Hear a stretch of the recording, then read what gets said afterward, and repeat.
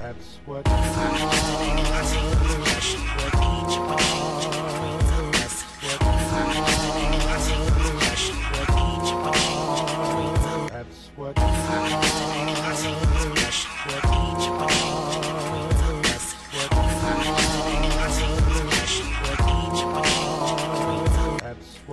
Give thanks to the Lord and proclaim his greatness. Let the whole world know what he has done. Sing to him, yes, sing his praises. Tell everyone about his wonderful deeds. Exult in his holy name. Rejoice, you who worship Yahweh. Search for Yahweh and for his strength. Continually seek him. Remember the wonders he has performed, his miracles and the rulings he has given. You children of his servant Abraham, you descendants of Jacob, his chosen ones. He is Yahweh, our God. His justice is seen throughout the land. He always stands by his covenant, the commitment he made to 1,000 generations.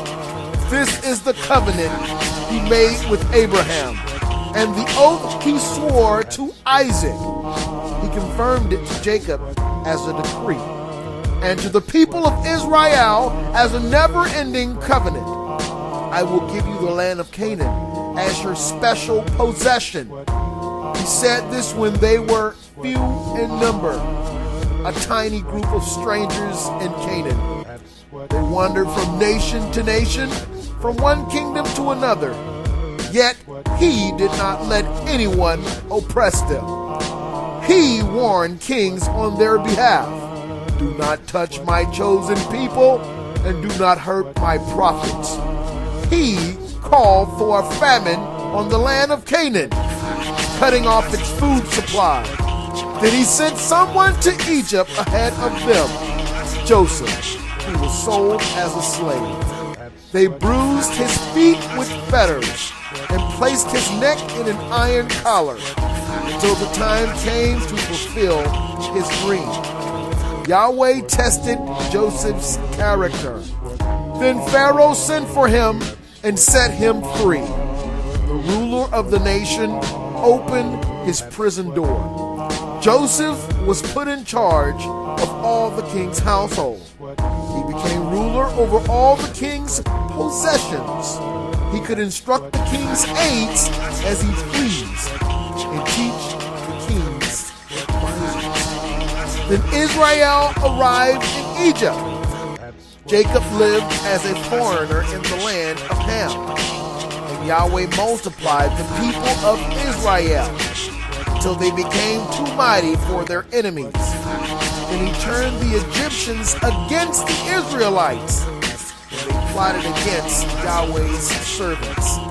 But Yahweh sent his servant Moses, along with Aaron, whom he had chosen. They performed miraculous signs among the Egyptians and wonders in the land of Ham.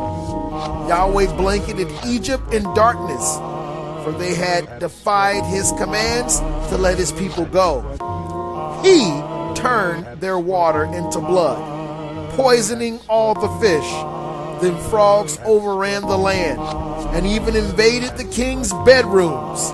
When Yahweh spoke, flies descended on the Egyptians and gnats swarmed across Egypt. He sent hail instead of rain, and lightning flashed over the land.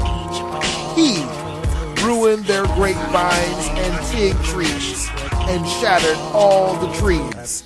He spoke, and hordes of locusts came, young locusts beyond number. They ate up everything green in the land, destroying all the crops in their fields. Then he killed the oldest son in each Egyptian home, the pride and joy of each family. Yahweh brought his people out of Egypt loaded with silver and gold, and not one among the tribes of Israel even stumbled. Egypt was glad when they were gone, for they feared them greatly.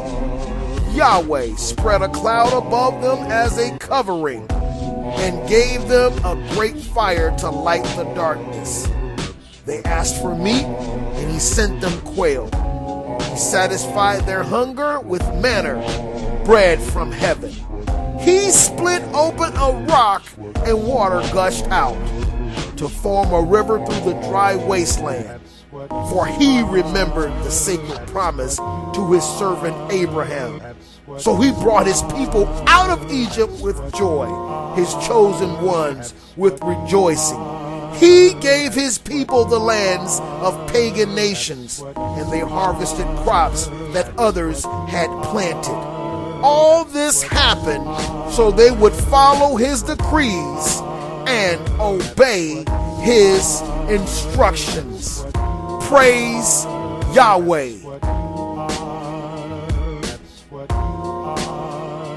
That's what